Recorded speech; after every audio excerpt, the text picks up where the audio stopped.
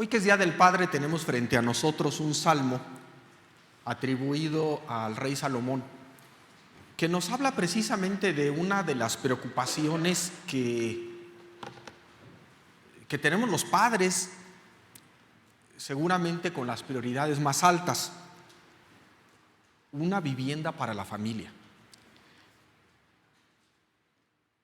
Y qué preocupaciones aquellas cuando nos toca una mudanza y a veces no sabemos si los muebles van a caber, o en ocasiones el estrés que nos genera que se termine el contrato de la renta y tenemos que buscar algún otro lugar a donde llevar a la familia. Y precisamente este salmo entonces nos muestra que Dios tiene cuidado de nosotros también en estos temas. Dice desde el versículo 1: si Jehová no edificare la casa, en vano trabajan los que la edifican. Si Jehová no guardare la ciudad, en vano vela la guardia. Dios se ocupa de estas cosas y nos da no una invitación a no trabajar, más bien es a poner nuestra fe, nuestra confianza en nuestro Dios, pidiéndole que Él haga fructífero nuestro trabajo en la construcción de la vivienda y adquisición incluso de otros bienes materiales, y después en su preservación, porque también la segunda parte dice: si Jehová no guardare la ciudad, en vano vela la guardia. En ocasiones nosotros superficialmente desechamos las cosas materiales, pero la verdad es que sí son importantes. El Señor Jesús nos dijo que nuestro Padre en los cielos sabe que tenemos necesidad de estas cosas materiales porque estamos hechos del mismo polvo de la tierra. Lo que el salmista sí nos dice es que debemos tener todas las cosas en su proporción y en la prioridad que le corresponde. Por eso nuestra preocupación principal no debe estar en estas cosas materiales, sino que debemos poner nuestra confianza en Dios, sabiendo que Él nos dará las cosas que son necesarias para la vida. Pero hay otras cosas necesarias para la vida que también tienen relación con el cuerpo. Ya no son las materiales, pero vean lo que dice el versículo 2: por demás es que os levantéis de madrugada y vayáis tarde a reposar, y que comáis pan de dolores, pues que a su amado dará Dios el sueño. ¿Y cuántos de nosotros no madrugamos? Y tal vez salimos de casa cuando todavía está oscuro, precisamente para abrir nuestro negocio, o para llegar a la fábrica y meter la tarjeta, o para llegar a la clase. ¿Cuántos en nuestra iglesia tal vez tengan más de un trabajo, tal vez más de dos?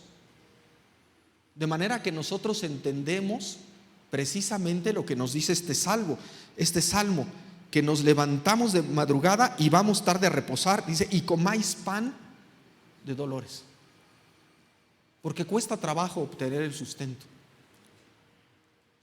Hay dos maneras, sobre todo en que distintas traducciones nos entregan este versículo en español.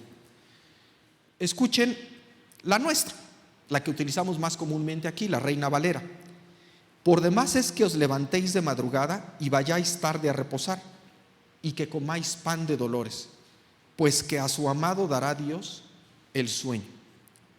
La Nueva Versión Internacional lo traduce así: en vano madrugan ustedes y se acuestan muy tarde para comer pan de fatigas, pues Dios concede el sueño a sus amados. Con este tipo de traducción, ¿qué entendemos nosotros? Bueno, hay mucho trabajo y cansancio para obtener el alimento diario. Y sin embargo, ¿no le sucede que en ocasiones, a pesar de tanto trabajo, no podemos dormir? Pero Dios tiene cuidado de nosotros y nos dice: bueno, aunque tú te cansas, aunque tú haces todo eso, al final del día, yo soy quien te da el sueño. Pero hay otras versiones que lo traducen ligeramente distinto. Por ejemplo, la Biblia de Jerusalén lo pone así: en vano ustedes se levantan temprano y después retrasan el descanso los que comen pan con fatiga, si se lo da a su amado mientras duerme. ¿Qué es lo que Dios le da a su amado en esta traducción? El pan. Y lo hace mientras dormimos. Yo llego a la conclusión de que Salomón, en esta capacidad literaria que Dios le dio, usa el lenguaje poético con cierta ambigüedad, precisamente para transmitir los dos significados: que nosotros debemos poner nuestra confianza en Dios, en que Él hará fructífero el trabajo y nos dará también el descanso, pero también que incluso mientras dormimos, Dios ya nos está preparando el alimento del siguiente día. Estoy seguro que aquí en nuestra iglesia también innumerables ocasiones podríamos contar donde bendiciones que nosotros no veíamos, no esperábamos, no nos imaginábamos, y Dios nos las da sin ningún esfuerzo de nosotros, sin ningún trabajo de nosotros. Dios nos lo regala por su bondad con nosotros.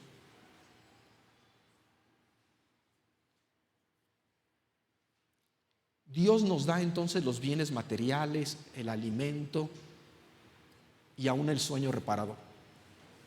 Pero ¿quieren saber ustedes cuál es lo que Dios considera la mayor bendición que da a su pueblo? Dice el versículo 3: he aquí herencia, ya no bendiciones, herencia de Jehová son los hijos. Cosa de estima el fruto del vientre.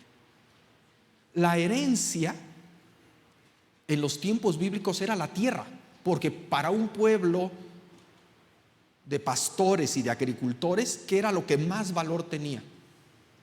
La tierra. Y sin embargo, como es usual en las Escrituras, el mundo que nosotros tenemos de cabeza, Dios lo endereza y nos dice: eso no es lo que yo realmente te quiero dar. Donde está la bendición que yo te doy, la herencia que te entrego, son tus hijos. Algunos de nosotros los hemos tenido de manera natural, otros por adopción, algunos otros incluso por alguna adopción no voluntaria, no porque lo hayamos buscado así. Pero ¿cuántos de los que están aquí tal vez fueron criados por alguna tía, por algún abuelo? Incluso en el contexto de la iglesia, en ocasiones hay hermanos que tal vez incluso no tienen hijos propios,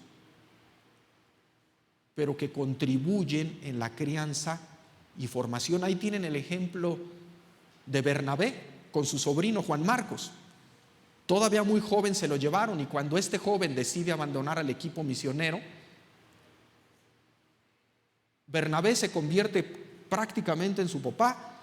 Va por él, lo busca, lo acaba de entrenar, lo acaba de preparar para el ministerio, hasta que ya los equipos misioneros se lo pelean.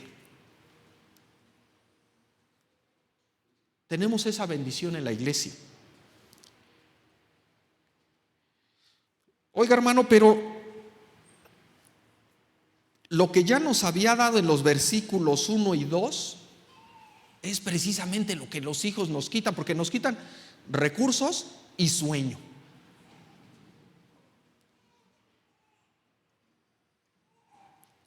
Ahora que yo espero a mis propios hijos cuando llegan en la noche, me doy cuenta que mi papá no disfrutaba tanto esos programas de televisión que yo lo encontraba viendo cuando llegaba yo en la noche. Es el sueño. Pero herencia de Jehová son los hijos, es lo más precioso que Dios nos da, y veremos por qué. La palabra de Dios lo describe así: como saetas en mano del valiente, así son los hijos habidos en la juventud. bienaventurado el hombre que llenó su aljaba de ellos. La aljaba era una bolsa de piel que se colgaba en la espalda para almacenar las flechas del guerrero. Y dice Dios: bienaventurado el varón que los tuvo joven y que la tiene llena. En una ocasión me decía mi hijo Samuel: papá, a mí me hubiera gustado que fuéramos más hermanos. ¿Y por qué, Samuel? Para que en las reuniones fuéramos muchos. Bueno, son dos, pero nos reunimos con sus primos, ¿no? Para completar. Y bienaventurado significa sumamente feliz.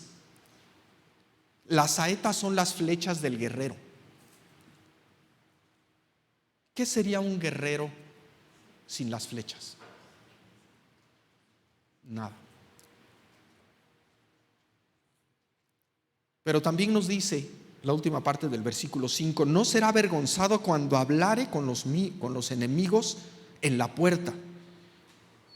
Es un versículo raro, pero lo entendemos cuando analizamos el contexto histórico. Los juicios se celebraban en las puertas de la ciudad. Entonces, hablar con los enemigos en la puerta era ir a un litigio. Y lo que nos dice el Salmo: aquel que tiene esos hijos no va a ser avergonzado cuando dé cuentas allí en la ciudad. Una primera aplicación, por supuesto, es que los hijos tenemos responsabilidades con nuestros padres, de ayudarles como el abogado en un juicio, que es la figura que nos presenta el salmista. Mientras yo me hago cada vez más independiente de mis padres, al mismo tiempo adquiero más responsabilidad con ellos, porque en el orden natural de la vida, mientras yo maduro, mientras yo trabajo, mis padres van menguando. Por eso es que ellos no serán avergonzados, los padres, con sus hijos. Pero hay algo mucho más profundo en ambas figuras del valor de los hijos, tanto en el de las flechas del guerrero como el del abogado o el amigo en las puertas de la ciudad. Las flechas sirven para dar en el blanco.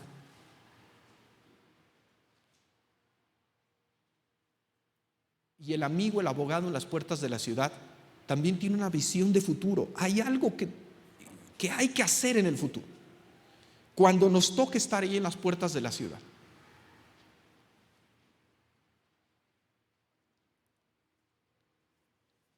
Déjenme platicarles un poco cómo funciona. Cuando tuve la oportunidad de entrar al Deportivo, yo quise demorar un poco la entrada hasta que Carlos, mi hijo menor, pudiera caminar bien, porque si no, no me voy a poder ni bañar, ¿no? O sea, si siempre hay que estar cargando a uno, pues no puede uno hacer nada en el Deportivo. Entonces los empecé a llevar, ya que Samuel tenía pues probablemente unos 5 o 6 años y Carlos unos 3 o 4, no recuerdo exactamente. Y pues entraba yo al vestidor con los 2 niños atrás de mí siguiéndome, y observaba yo que señores más grandes que yo se me quedaban viendo y me decían con mucha nostalgia en varias ocasiones: yo así venía con mis hijos atrás de mí. Y ¿saben qué, hermanos? Ahora que ya voy yo solo, me pasa lo mismo. Yo empiezo a ver a los señores jóvenes que llegan con sus niñitos. Ay, así llegaba yo. Porque hay sentidos donde los hijos también son como flechas. Los preparamos, tensamos el arco y los tenemos que dejar ir.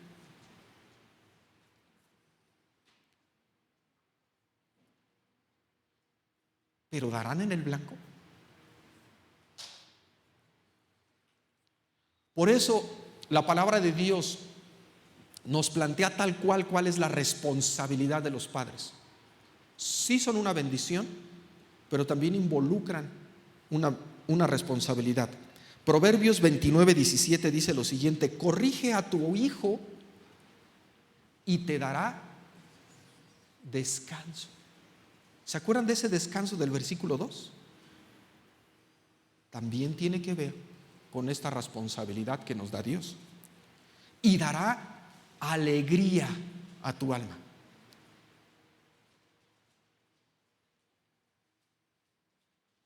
¿Y en qué consiste esa corrección, esa instrucción? El siguiente versículo nos dice con toda claridad: sin profecía, es decir, sin la palabra de Dios, el pueblo se desenfrena. ¿Quiere usted un hijo perdido? Una hija que no ame a Dios. No le dé instrucción bíblica.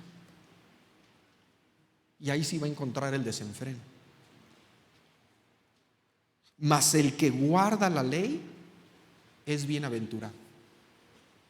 Por eso la Biblia también nos insiste.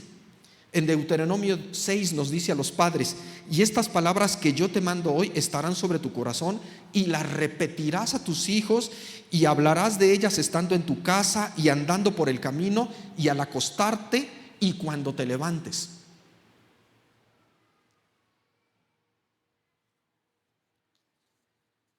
¿Y por qué hace Dios eso? Vamos a ir un poquito más allá todavía.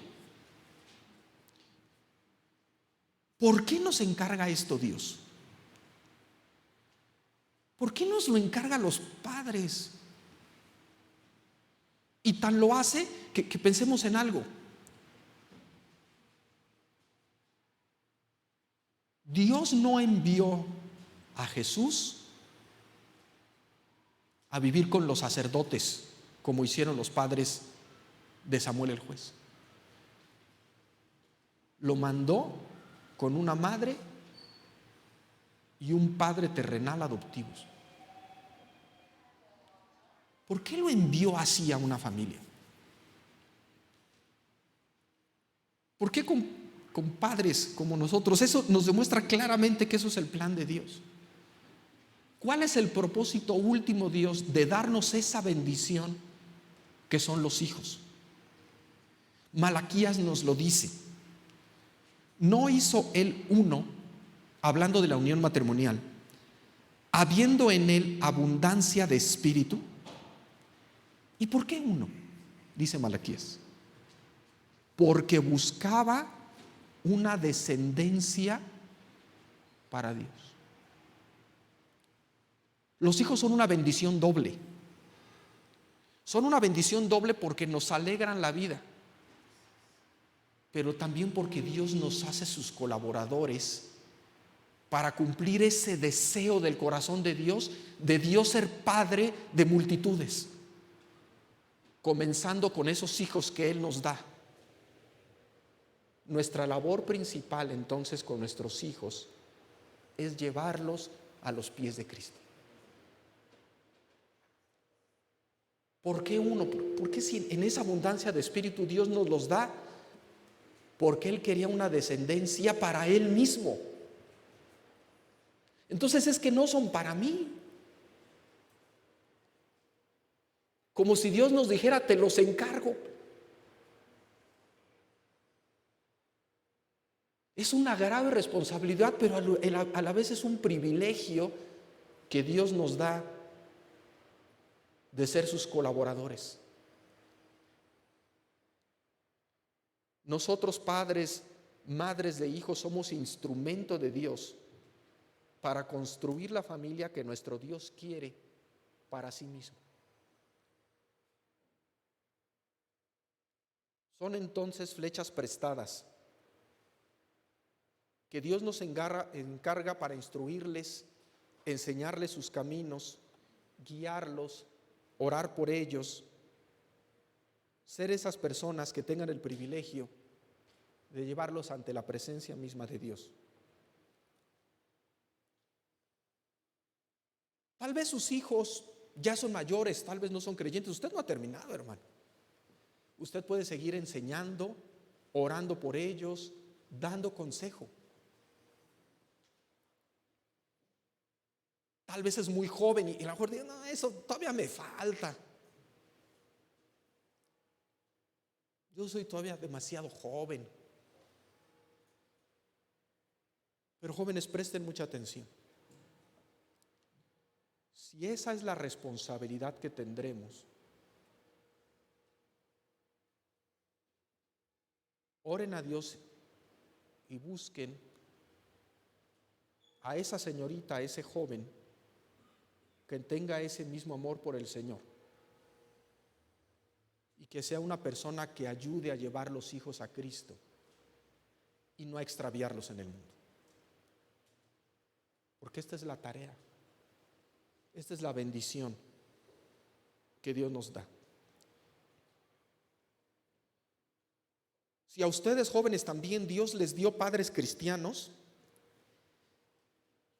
ayer comentábamos en una reunión familiar y les dicen que regresen a las 10 de la noche, no es para hacer miserable su vida.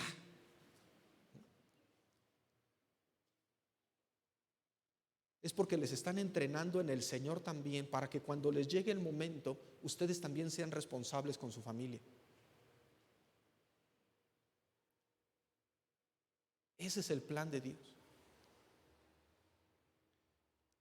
Padres, demos gracias a Dios por esa bendición que Él nos ha dado a nuestros hijos.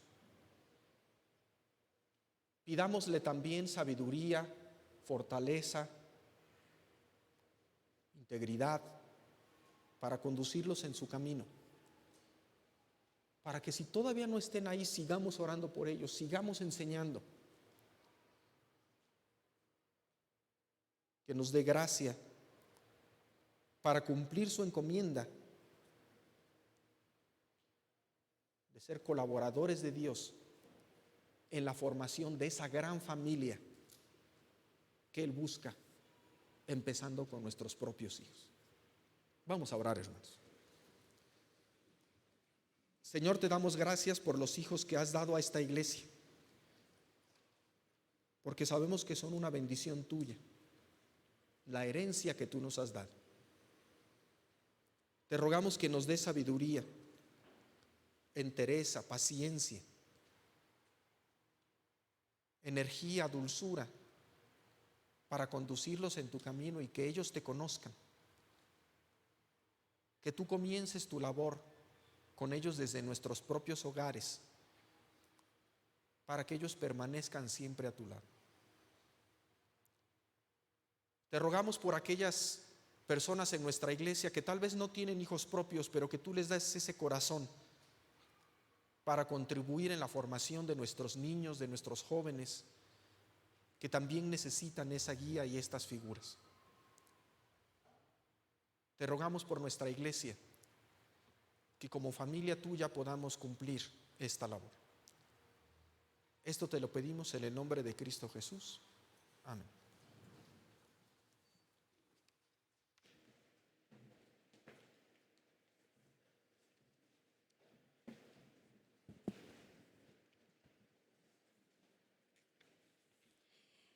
Sigamos alabando el nombre de nuestro Dios.